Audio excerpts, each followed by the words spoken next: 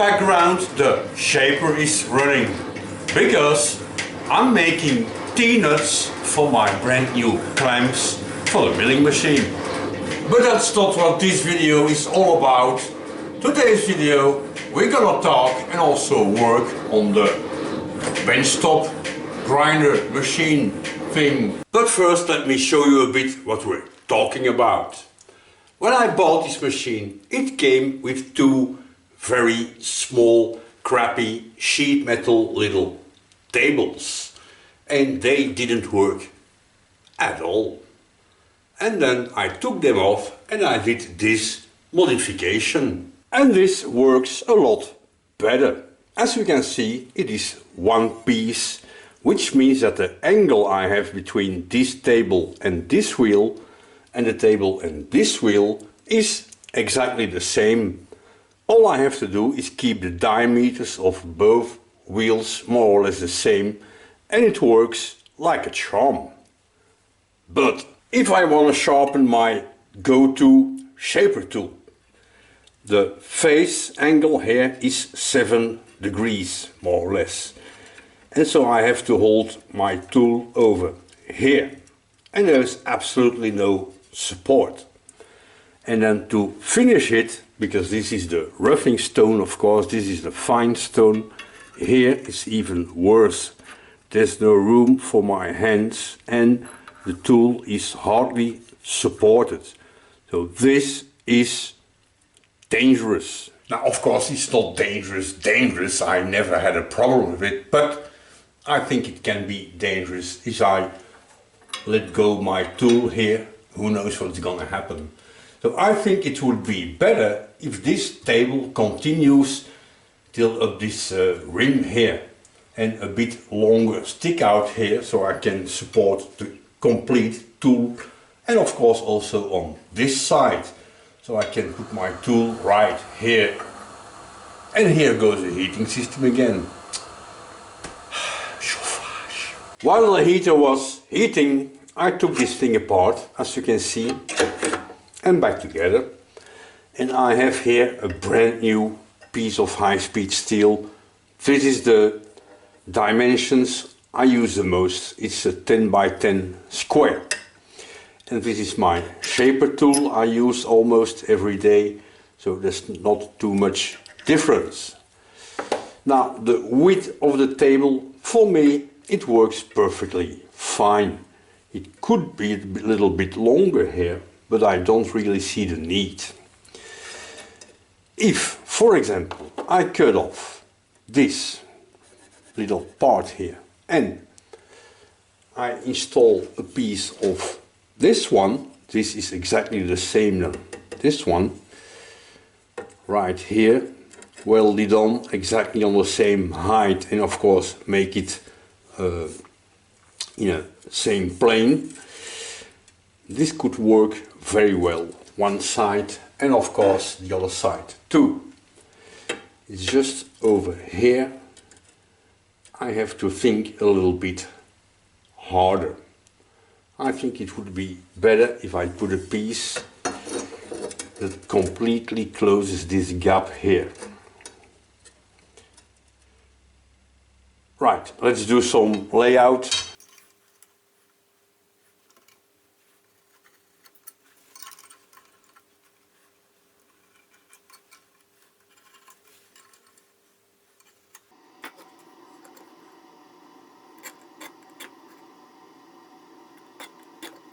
I have to cut off this thing here on this little line. I will turn a bit, maybe here you can see this line, and of course the other side too. But if I do so, I cut out the weld that holds this little plate here.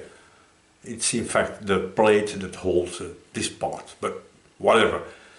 So first thing to do is maybe to put a little touch of weld on this side here and the other bracket here too.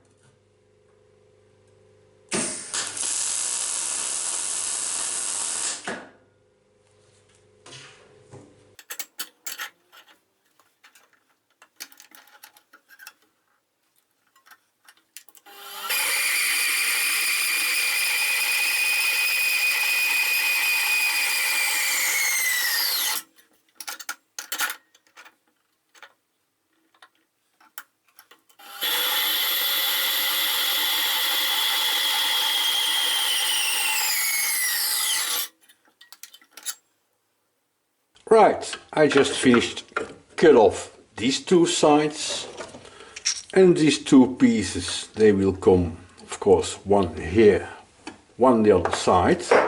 It's gonna be okay. And then these come here.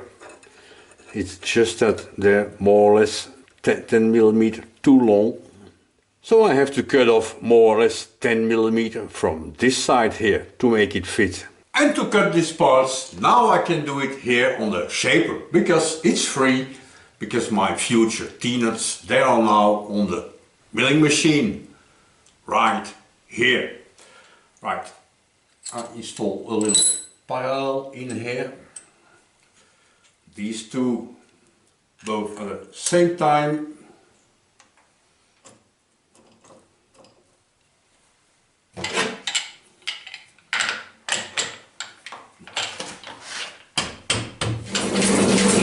Depth of cut 1 millimeter, and I'm running at 160 strokes a minute, and that gives me a cutting speed of 20 meters a minute, exactly what I need.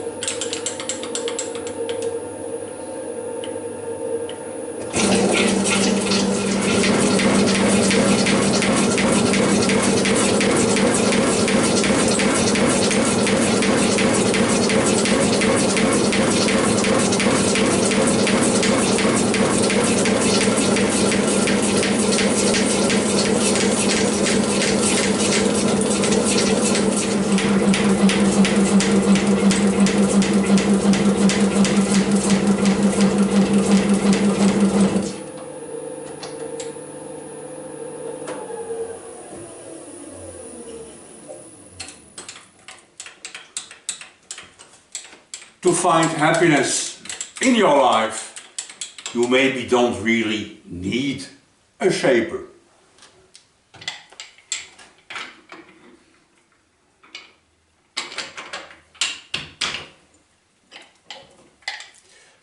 But if you do have one,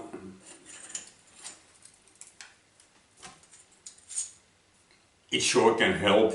Right, this should be it. I made some weld preparation bevels things here. And of course, first I made them on the wrong side here. So that's stupid. So I turn them around and nobody will ever see it. So this one comes here and this one comes here. Let's figure out some kind of welding setup here.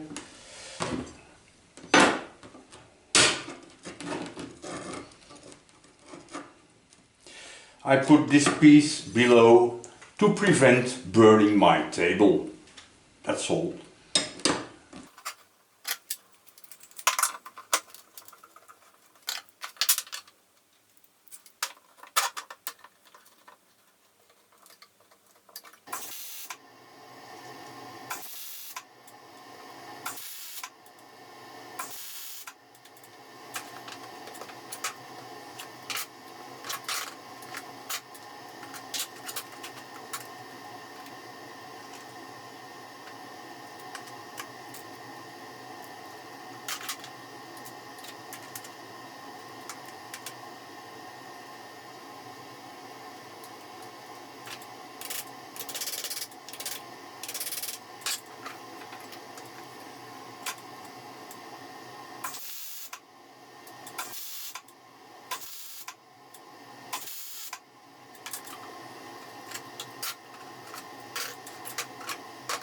I think this will work just fine. I had to cut out a little bit here because it's in an angle, and the other side too, of course.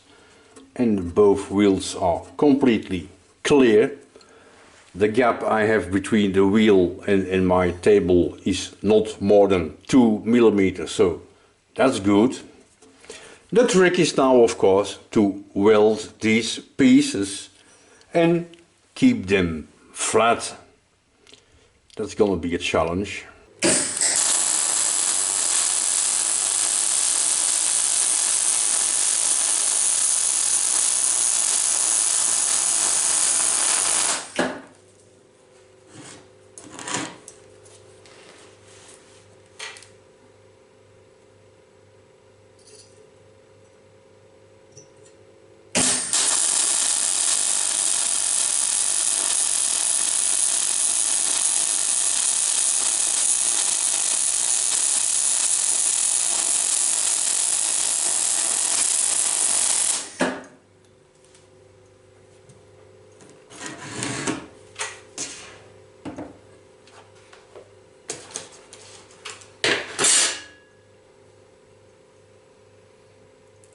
It makes mist on my glasses.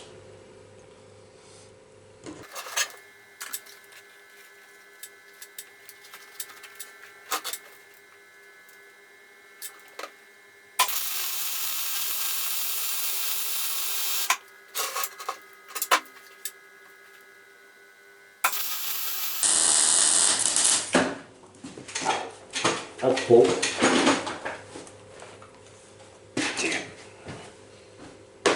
Ow.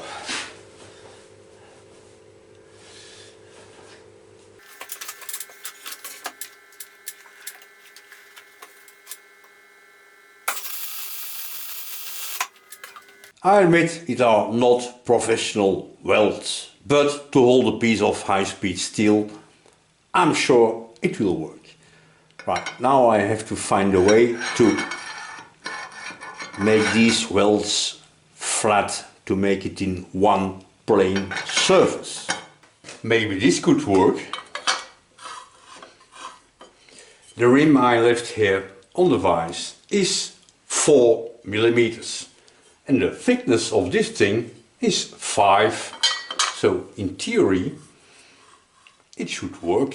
I just have to be careful for the weld here on the underside. This could do.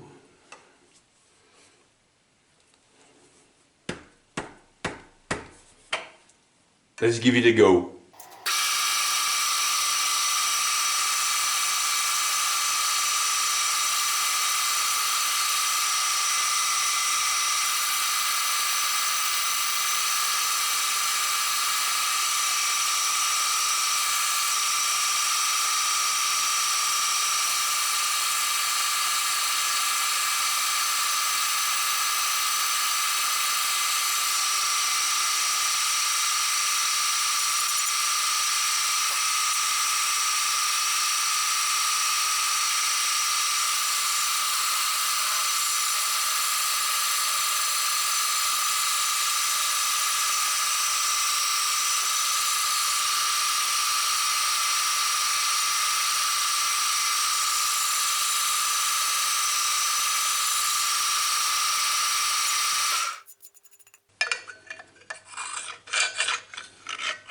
It's perfect.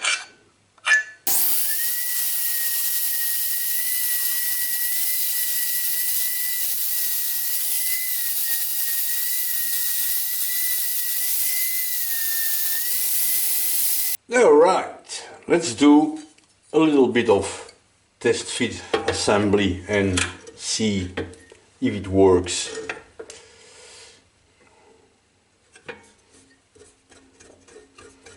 It looks promising.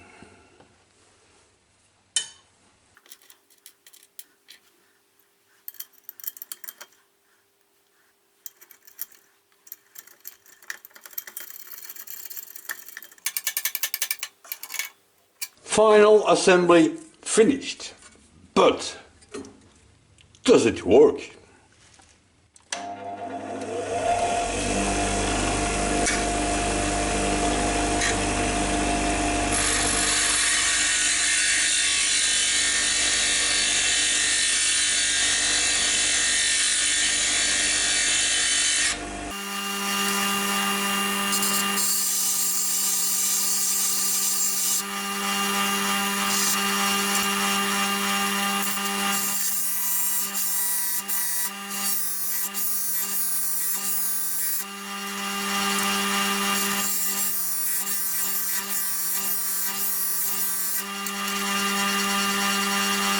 I think this is a big success. So indeed it was a good idea to do this.